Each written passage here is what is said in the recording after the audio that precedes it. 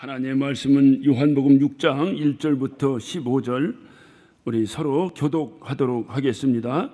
그 후에 예수께서 갈릴리 바다 곧 디베리아 바다 건너편으로 가심에 큰 무리가 따르니 이는 병인들에게 행하시는 표적을 보미로라.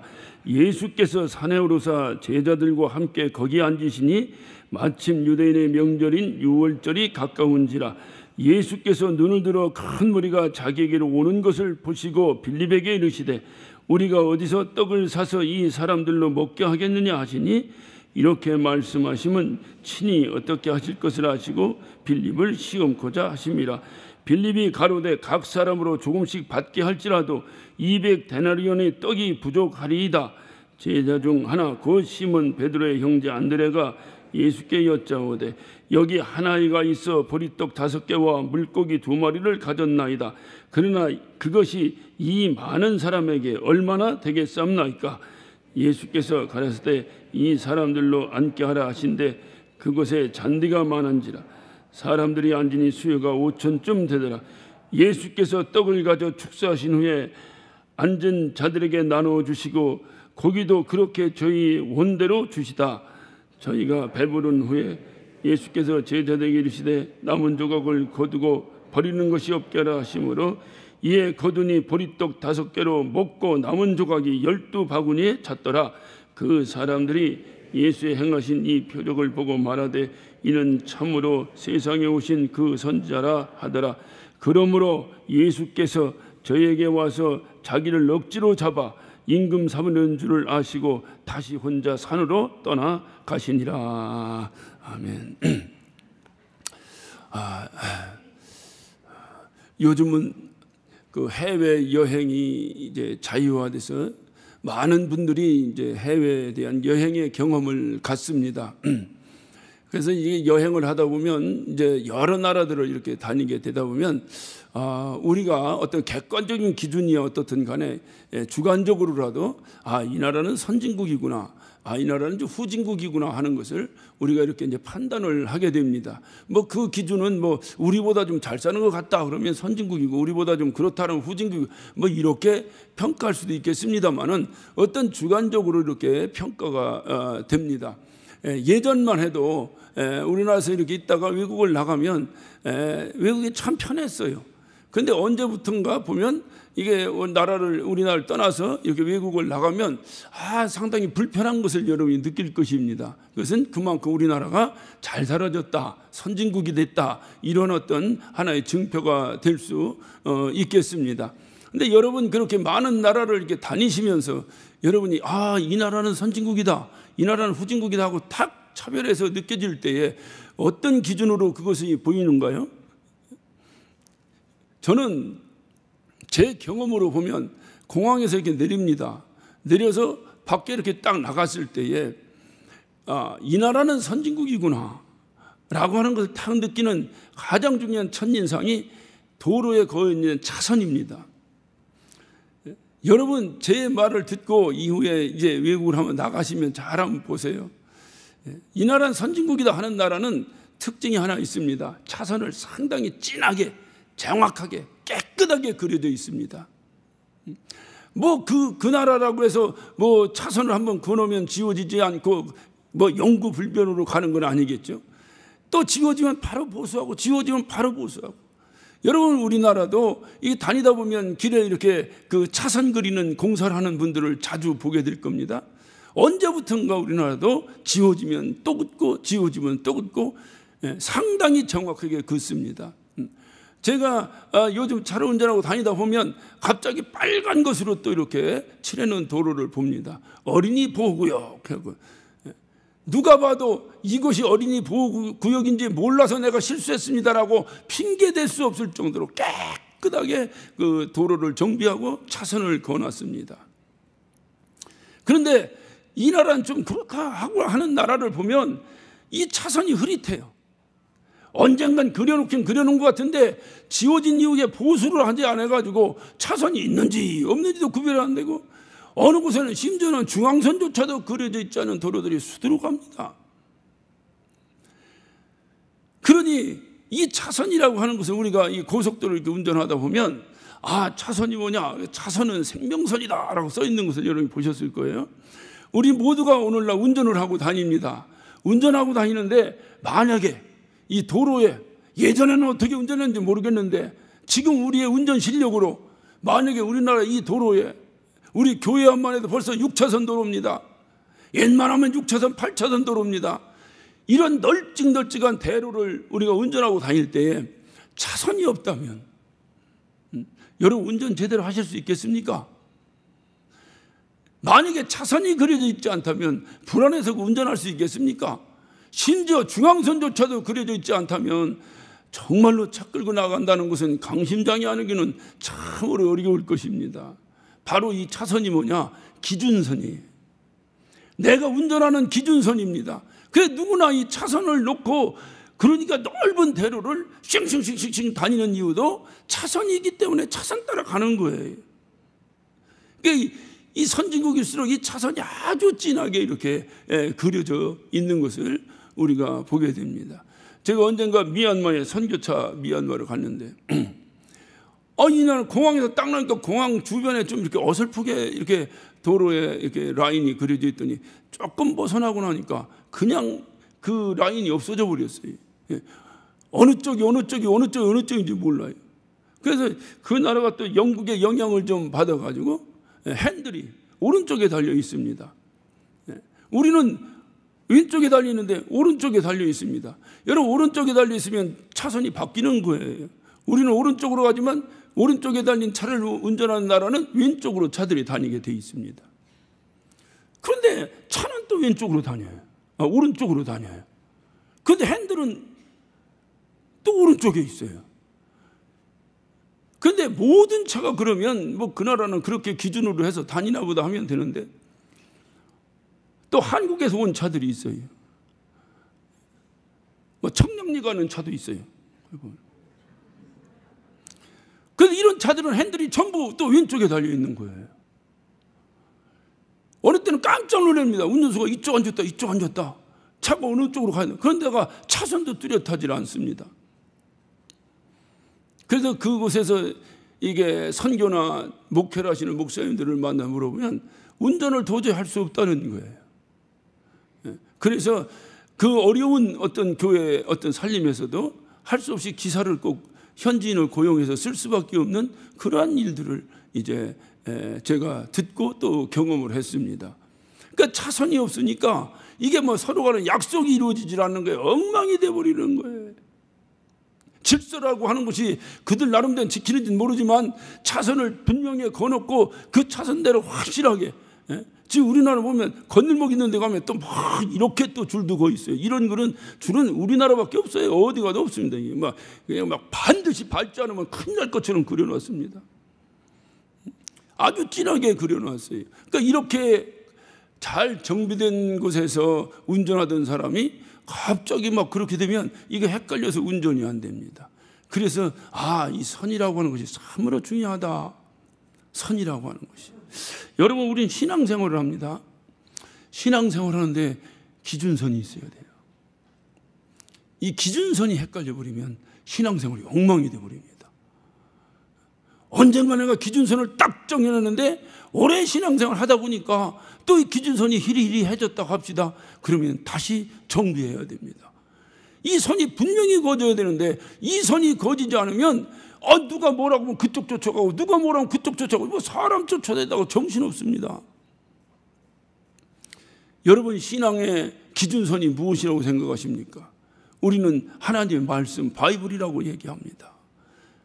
특히 침례교회는 성경이 우리의 신앙의 기준이라고 분명히 고백하고 있습니다. 그렇기 때문에 성경에서 무엇을 말하고 있는가, 성경이 우리의 무엇의 기준이 되는가, 우리 신앙이 어떻게 기준이 되는가를 우리가 분명히 알지 아니하면 이게 막 헷갈리는 거예요. 신앙생활이 해야 되는 건지 말해야 되는 건지, 이걸 이렇게 해야 되는 건지 저렇게 해야 되는 건지, 왜 그런 일이 일어나는 건지, 왜 그걸 해야 되는 건지, 이거를 알지 못하니 신앙생활이 제대로 될 수가 없다, 그 말이에요. 성경은 분명히 말합니다. 오늘 우리가 본문의 6장을 봤는데 오늘 6장을 이해하기 위해서는 어디를 봐야 되겠어요? 5장을 봐야 됩니다. 5장을 봐서 연결돼서 6장을 봐야 6장에 이것이 무슨 얘기인지를 이해를 하게 됩니다. 5장에 보면 여러분 봅니다. 5장 39절에 보면 너희가 성경에서 영생을 얻은 줄 생각하고 성경을 상고하거니와 이 성경이 곧 내게 대하여 증거하는 것이라 해서 성경의 기준점은 성경은 예수 그리스도에 대한 기록이라는 거예요. 예수에 대한 설명이라는 거예요. 46절도 봅니다. 모세를 믿었다면 또 나를 믿었으리니 이는 그가 내게 대하여 기록하였습니다 해서 성경은 모두 예수 그리스도에 대한 기록이라는 겁니다. 그러면 예수 그리스도의 뭐에 대한 기록이냐? 우리는 고백합니다. 주는 그리스도시요 살아계신 하나님의 아들이십니다. 바요나시모나 내가 복이 있도다. 바로 이렇게 예수님의 극찬을 받은 고백, 그래서 그 고백이 바로 우리의 천국 열쇠가 되는 신앙 고백이 될 수 있었던 것은 예수 그리스도가 누구냐? 성경은 예수 그리스도에 대한 기록인데 그러면 예수 그리스도가 누구냐라고 하는 그 어떤 관점에서 예수는 바로 하나님의 아들이다. 예수는 하나님의 아들이다. 이 기준점이 우리 신앙의 기준점이 되어야 됩니다. 예수가 누구냐? 예수는 하나님의 아들이시다. 이것이 이 고백이 돼야 우리가 구원받는다는 거예요. 그러니까 우리 신앙의 기준점이 뭐냐? 예수가 누구냐? 예수는 하나님의 아들이다. 예수님 시대 때도요, 예수님이 왜 핍박을 받았습니까? 예수님이 핍박받은 이유는 한 가지입니다. 내가 하나님의 아들이라고 하다가 그러다가 그렇게 호되게 핍박을 받았습니다. 핍박을 받았습니다. 심지어는 그것 때문에 십자가 못 박혀 죽기까지 했습니다. 내가 정말로 하나님의 아들이면 십자가에서 내려와 보라고, 내가 정말 하나님의 아들이면 이 돌들로 떡을 만들어 보라고 온갖 조롱과 온갖 핍박과 온갖 고난을 감수하면서도 우리 주님은 꿋꿋하게 나는 하나님의 아들이라를 고백했습니다. 그리고 우리에게도 바로 주는 그리스도시요 살아계신 하나님의 아들이십니다를 고백하도록 성경은 기준점을 뒀다 그 말이에요. 오늘 예수님도 이 요한복음 5장에도 보면 바로 이럴 때에 그 어떤 바리새인, 사두개인들, 서기관들 그 예수님과 갑자기 복음서에 와서 느닷없이 나타난 이들의 주님과 끊임없는 논쟁을 여러분이 성경을 통해서 봅니다. 오늘도 그들은 끊임없이 예수님을 핍박하고 조롱합니다. 네가 하나님의 아들이면 증거를 내봐라. 증거를 대보라는 거예요. 그랬더니 오늘 5장 31절을 봅니다. 내가 만일 나를 위하여 증거하면 내 증거는 참되지 아니하다. 다시 말하면 주님이 야 내가 하나님의 아들이라는 걸 내가 너희에게 증거하면 그거 참 이상하지 않냐? 제가 굉장히 훌륭한 목사라고 합시다. 아주 그냥 말을 잘 들어야지 도대체. 제가 굉장히 훌륭한 목사라고 합시다. 그거를 제가 제 입으로 얘기하면 이상하잖아. 여러분이 하고 다녀야지. 뭔 얘기 이해가 되셨습니까? 네. 예수님도 마찬가지. 야, 내 입으로 얘기하면 니들이 믿겠냐? 그래서 주님께서 도구로 사용한 사람이 있으니 그것이 바로 침례 요한입니다. 그러니까 침례 요한을 통해서 야, 저가 바로 나를 증거하고 있어요. 저 얘기를 잘 들어라. 그랬더니 침례 요한이 예수가 하나님의 아들이심을 증거합니다. 그 어떤 증거하는 복음을 듣고 수많은 사람들이 예수를 믿고 구원받기도 했겠지만은 그 소리를 듣고 핍박하는 자들도 수도 없이 생겼습니다. 그래서 주님께서 그 어떤 침례 요한의 증거를 통해서 이제 당신을 증거하려고 하시다가 야 내가 이후로는 사람으로부터 증거를 취하지 않겠다. 34절입니다. 그러나 나는 사람에게서 증거를 취하지 아니하노라. 다만 이 말을 하는 것은 너희로 구원을 얻게 하려 함이라.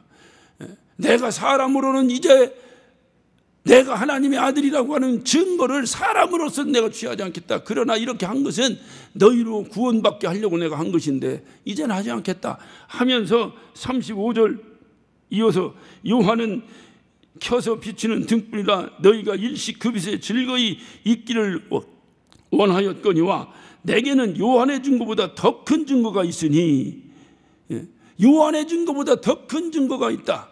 이제 요한이 나를 증거했는데 요한의 증거보다 더 큰 증거가 있으니 그것이 바로 뭐냐? 아버지께서 내게 주사 이루게 하시는 역사, 곧 나의 하는 그 역사가 아버지께서 나를 보내신 것을 나를 위하여 증거하는 것이다.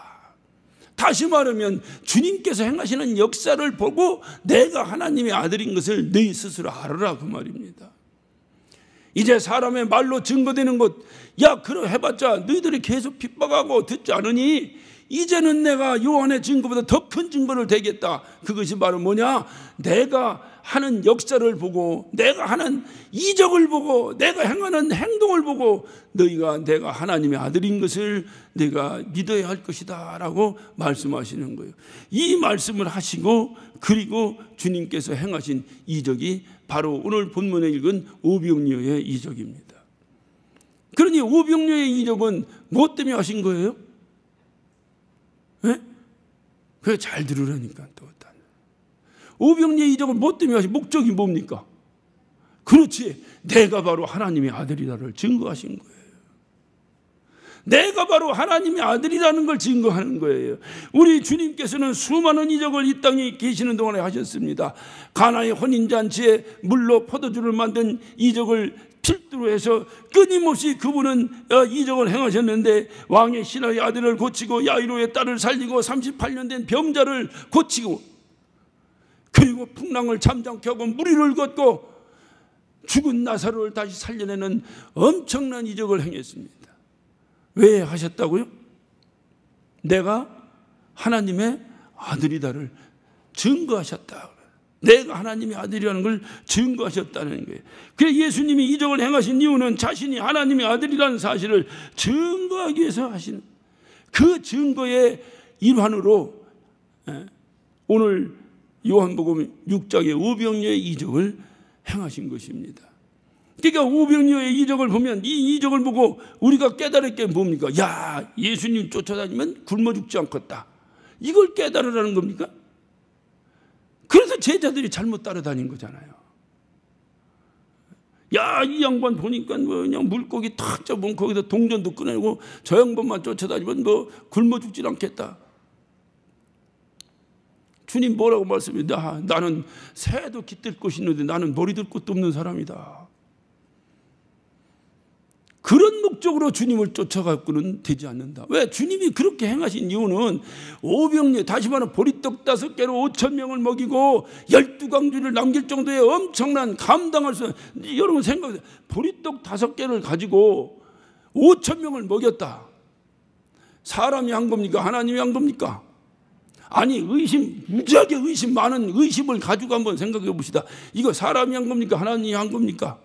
아무리 의심하고 의심할래도 이거는 하나님이 아니면 할 수 없는 일이다, 그 말이에요.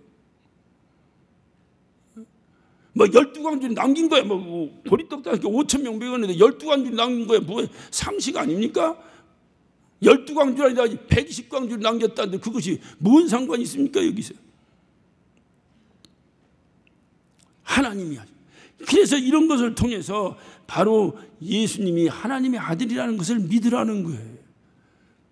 그런데 많은 사람들은 그렇게 생각하지 않는 사람들도 있습니다. 그것은 그게 아니고, 그 당시에 거기 모였던 사람들이 다 도시락을 들고 왔는데, 그가 뭐 보잘것없는 도시락을 들고 오니 뭐 자랑삼아 끓여놓고 먹기도 그렇고, 그러니까 감춰뒀다가 예수님이 딱 식사기도 끝나니까 다 꺼내서 함께 먹었다. 여러분, 이게 제가 꺼내낸 조크가 아닙니다. 이게 신학의 한 장르예요.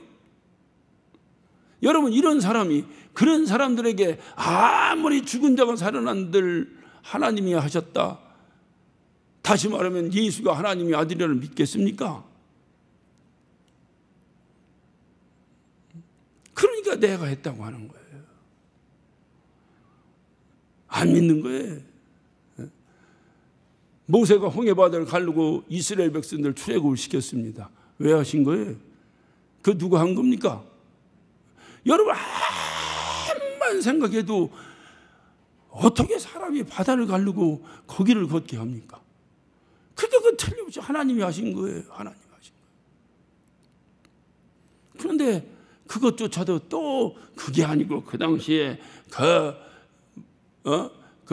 애굽의 그 어떤 그 이제 그 어떤 그 북부 지역에 그때는 거기에 여러분 보면 그 파피루스라고 들어는 보셨죠? 그 성경 쓰는 그 종이 만들던 그 갈대, 그 파피루스에 갈대숲이 잔뜩 있으니까 수많은 사람들이 갈대숲을 헤치고 건너니까 멀리서 보기에 물을 가르고 걷는 것 같은 것이지 실질적으로 그렇게 걷는 건 물을 가르고 걷는 건 아니다. 여러분, 이게 여러분은 어떻게 생각하십니까? 근데 이것이 제가 꾸며낸 얘기가 아니라 신학의 한 주장이 그렇다니까요. 그래서 반문합니다. 그러면 그들은 갈대를 헤치고 건넜다고 하면 뒤쫓아온 애국 군대들이 다 그 들어오다가 수장당했는데 그들은 어떻게 된 겁니까? 그러면 할 말 없으면 이게 이 당시에 있었던 설하다고. 여러분, 이런 사람들에게 어떤 이적이 일어난들 예수님이 하나님의 아들이신다라고 고백할 수 있겠습니까? 이것이 오늘날의 현실이다 그 말이에요.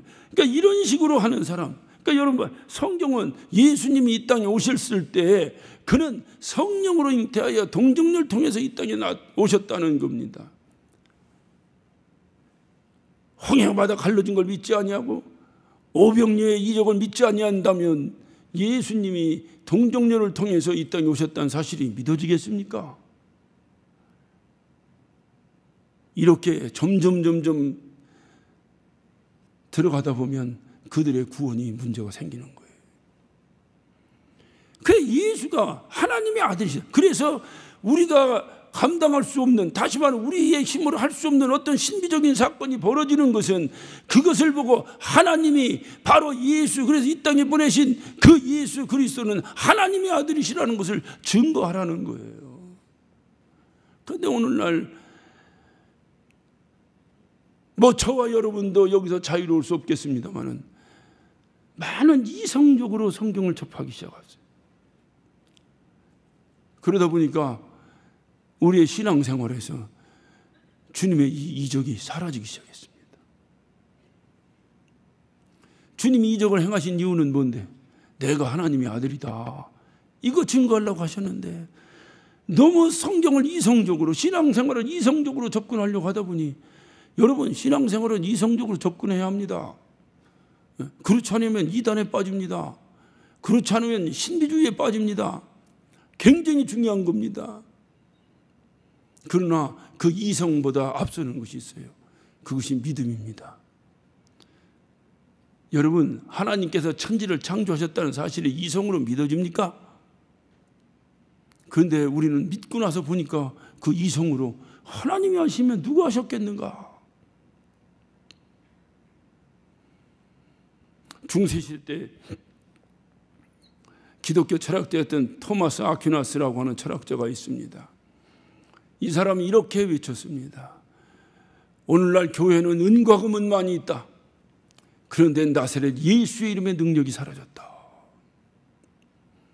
어디서 많이 듣던 얘기에 반대된 얘기 같지 않습니까?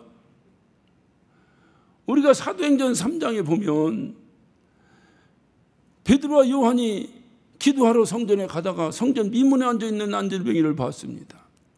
그리고 그에게 외칩니다. 은과 금은 내게 없거니와 내게 있는 걸 내게 주노니 나사렛 예수의 이름으로 일어나 걸으라. 그게 교회 아닙니까? 여러분, 중세시대 때 여러분 유럽에 가서 모든 유적들은 거의 중세시대의 유적들입니다. 뭐 오래된 것도 있겠지만 대부분 오늘날 뭐 프랑스나 이태리나 이런 데 가는 것은 다 르네상스 시대 때 유적을 보러 가는 거 아닙니까? 어마어마합니다. 웬만하면 금으로 칠해졌습니다. 절이나 무슨 우상 숭배하는 데 가야 금으로 칠해지고 뭐한 것은 봤지만 여러분, 태국이나 미얀마나 이런 데 관광 포스터나 사진 보면 금빛 탁한 파고다 같은 게 서 있는 거 대표적인 어떤 사진으로 등장하지 않습니까? 그것이 금 몇 개 칠한 게 아니에요. 진짜 금으로 칠한 겁니다. 우상은 어찌하든지 신비롭게 자꾸 치장을 해야 돼요. 왜? 그런 능력이 없으니까 치장이라도 해야 되는 거예요. 교회는 원래 그런 능력이 있는데 그렇게 할 필요가 없는 거예요. 믿음이 좀 현찮았을 때, 제가 어렸을 때입니다. 대개 구경 간다, 소풍 간다, 학교에서 무슨 어디 수학여행 간다 그러면 웬만하면 절입니다. 그 절 안에 들어가서는 애들이 까불질 않아요. 왜? 들어갈 때부터 이런 거 보고 겁나가지고 까불지도 않아요. 근데 애들이 교회만 오면 막 뛰어다니고 까불어요. 교회는 그런 거 없잖아요. 주일학교 앞에다가 이거 하나 세워놔야 돼요.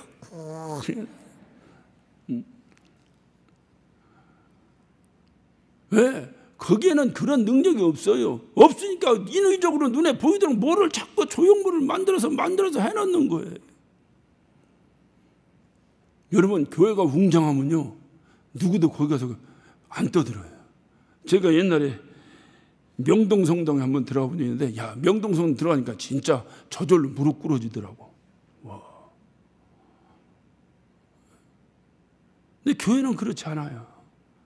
여러분, 원래 힘이 있으면 그렇게 할 필요가 없어요. 없으니까 괜히 뽕 놓고 다니고 이러고 다니지. 원래 힘 있는데 뭐하러 그 짓 하겠어요. 그래 중세시대 때 그 교회들을 보면요, 어마어마합니다. 어마어마합니다. 야, 이게 오늘날 줘도 이게 얼마 들여질까 할 정도로 막 의리의리하게 전하지 않습니까? 그런데 그렇게 젖어서 은과 금은 많이 있는데 그 안에 예수의 능력이 없다는 거예요. 그게 교회입니까? 그러니까 오늘날 관광 하나의 옛날에 있었던 어떤 예술품으로 고적으로 이렇게 구경하러 다니는 구경거리밖에 되지 않잖아요. 교회가 구경거리 돼서 되겠습니까? 예? 여러분, 사자나 호랑이가 동물원에 갇혀 있는 구경거리 되면 되겠습니까? 그 중세 때 토마스 아퀴나스가 외쳤던 은과 금은 많은데 예수의 이름, 예수의 능력이 없다 라고 외쳤던 그 외침이 오늘 우리의 심령을 울리고 있어요. 은과 금은 많은데, 저는 여기 오시는 강사분들마다 공통적으로 하시는 말씀이 있어요. 와, 이렇게 큰 성전은 처음 서봅니다. 그렇게 유명한 강사들이 이렇게 큰 성전에 처음 서본다고 한다면 저쪽 성전에 섰으면 기절했지. 그 양반들 기절했지.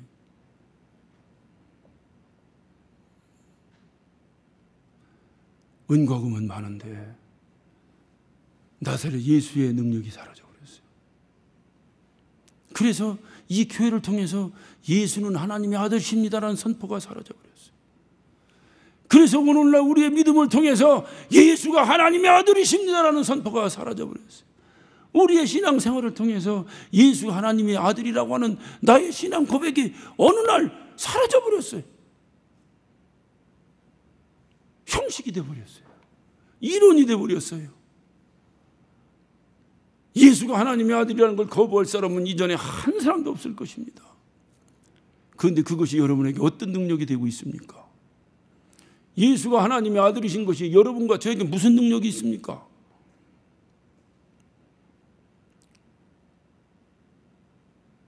주님께서는 강력하게 하시는 것이 바로 이 교회가 해야 될 일이 바로 뭐냐? 그게 주님이 우리에게 원하시는 거예요. 예수는 하나님의 아들이시다. 그래서 그것을 믿게 하라는 거예요. 그걸 믿으면 그들도 천국 열쇠를 갖게 된다는 거예요. 다시 말하면 구원받게 된다는 거예요. 이 일을 위해서 주님은 끊임없이 이적을 행하셨어요. 여러분 한번 생각해요. 오병이어의 이적을 행하시는데, 야, 어떤 막 만석군이 와가지고 먹을 거 없이 만석군이 와서 쌀을 100가마니를 갖다 바쳤다. 그랬더니 막 5,000명을 먹고 남겼다. 이러면 그것도 바치게 하고 이렇게 한 것이 하나님이 하셨겠지. 그런데 헷갈리잖아, 머릿속에서. 이거 그 만석군이 5,000명을 먹이고 남긴 건지 하나님이 하신 건지. 그런데 보리떡 5개로 했다는 거예요. 여러분, 보리떡이 무슨 오늘날 건강빵인 줄 아십니까? 오늘날은 보리로 만들고 뭐로 하고 뭐 건강식품이, 여러분 이 당시에 보리떡이라는 건 짐승들이나 먹던 음식입니다. 아주 하찮은 음식이에요. 여러분 물고기 2마리 어떤 하니까 이게 무슨 영광굴비 이따만한 거 2마리 가지고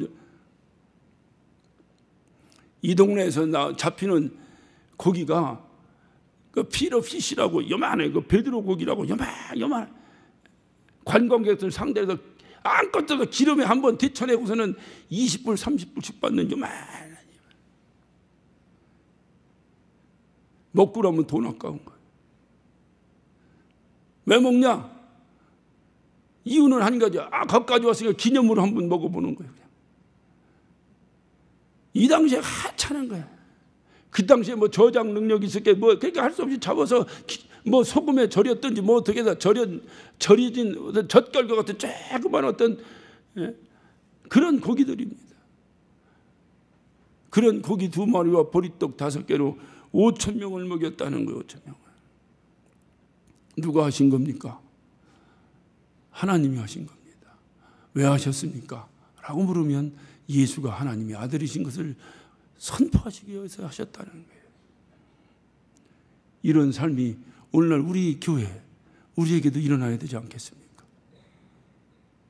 이것이 주님이 우리에게 원하시는 거예요. 어차피 요한복음의 시작은 그렇습니다. 서두부터 예수님은 그 말씀이 태초에 계신 하나님과 함께 계신 그 예수님이라고, 예수님은 태초에 하나님과 함께 계셨다. 그 말씀이 육신이 되어 우리 가운데 거하심에 하나님의 독생자의 영광이다. 그 하나님의 독생자의 영광이 우리에게 충만하니 은혜와 진리가 충만하더라. 이것이 요한복음의 시작 아닙니까? 바로 말씀이 육신이 되어 오신 그분이 바로 누구냐? 그분이 하나님의 아들이시다. 그 사실을 내가 알았을 때에 나에게 은혜와 진리가 충만해지더라. 왜 오늘날 충만치 못하다고 불평불만이 많습니까? 왜 오늘날 은혜가 없다고 불평불만이 있습니까? 이유는 한 가지예요. 예수가 하나님의 아들이신 것이 나에게 사라져버린 거예요. 성경은 그걸 얘기하고 있어요. 예수가 하나님의 아들이신 것이 나의 안에서 충만하게 이루어지니 그러니 내게서 은혜와 진리가 충만하더라는 거예요. 바로 그것이 주님이 원하시는 이적입니다. 주님이 행하신 이적이 무슨 오늘날 여러 믿음의 사람들을 통해서 주님의 이적이 나타날 수 있어요? 그렇게 나타나는 이적이 자기 무슨 어떤 자랑하라고, 자기 무슨 명함에 올리라고, 신유의 종 오시다, 오늘날은 그런 포스터가 부흥회하면서 길거리에 포스터를 안 붙이니까 없어졌는지 모르지만 예전에 부흥회할 때마다 써붙여 신유의 종 오시다, 암 환자여 모여라, 뭐하라. 안 되면 뭐라고 합니까? 네 믿음 없어 안 된다고 하잖아. 되면 뭐라고요? 내 능력으로 했다고 하잖아요. 이런 데서 우리가 이성을 갖자는 거예요. 주님의 능력 앞에서 우리가 과학적이고 이성을 따져서 그거는 아닐 거야, 이거 어떻게 그런 일이 벌어지겠어, 이렇게 따지라는 얘기가 아니라, 그래 주님의 이 어떤 것은 끊임없이 주님이 하신 모든 행위는 내가 하나님의 아들이다. 그것이 나하고 무슨 상관이 있는데요? 네가 그것을 믿으면 네가 영원히 산다니까. 네가 영원히 산다. 그럼 내가 믿고 영원히 살았냐? 그러면 내 사명이 뭐냐? 너만 살지 말고 저 사람도 살게 해라. 어떻게 살게 합니까? 예수님이 하나님의 아들이란 걸 증거해라. 안 믿고 끌랑 주님의 능력을 나타내야 될 것이다. 이것이 주님이 우리에게 행하시는 일이에요.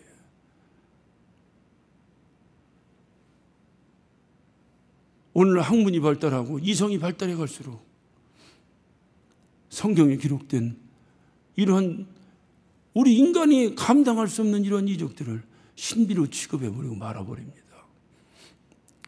그것이 그렇게 이루어지게 된 그 목적이 무엇인지 알지 못하고 그렇게 한다 이 말이에요.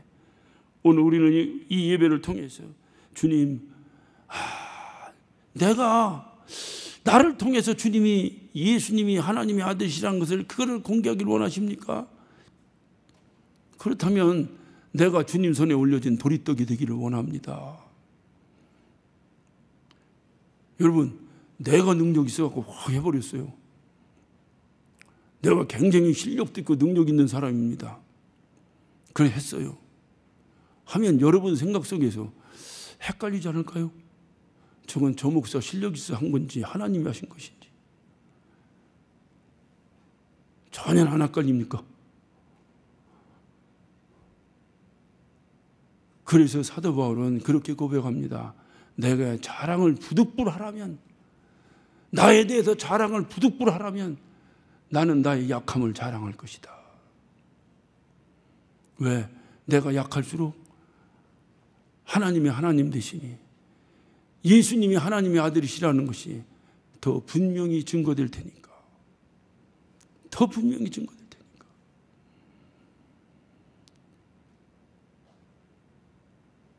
그래서 우리는 어떻든 내 삶이 어떤 무엇을 하든지 정말 내가 보잘것없으면 없을수록, 내가 현찮으면 현찮을수록 예수가 하나님의 아들이시라는 걸 더 크게 나타낼 수 있어요. 우리가 무능하면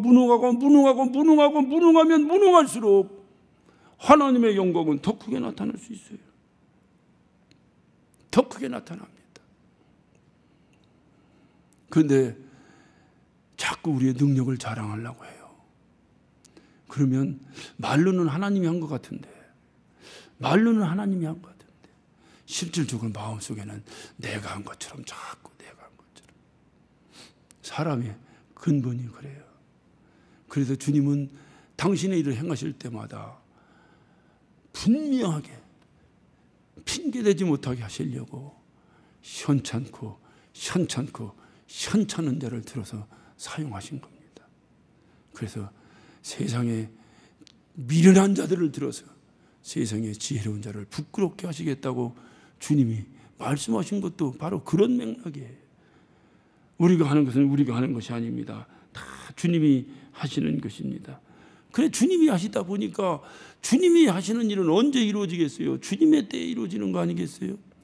주님의 때에 이루어지니까 답답한 거예요. 우리 마음속에 이 성질 급한 사람은 막 당장 이루어져야 되는데, 내가 원하는 때에 이루어져야 되는데, 내가 원하는 때는 안 이루어지고 주님의 때에 자꾸 이루어진다니 답답한 거예요.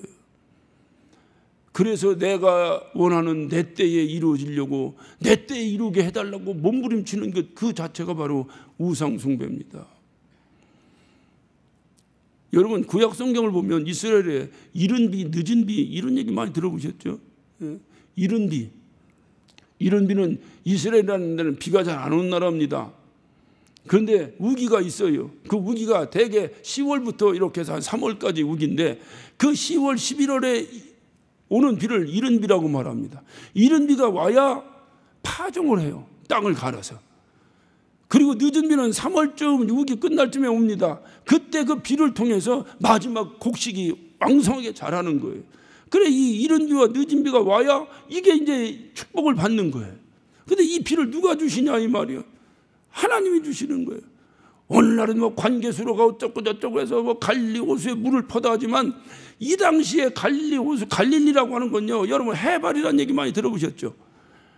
갈릴리라고 하는 것은 해발이 예를 들어 옛날에 우리가 이거 해발 한 100m 있다 하면은 바다 표면보다 100m 위에 있다 이 뜻 아닙니까? 갈릴리는 마이너스 200이에요.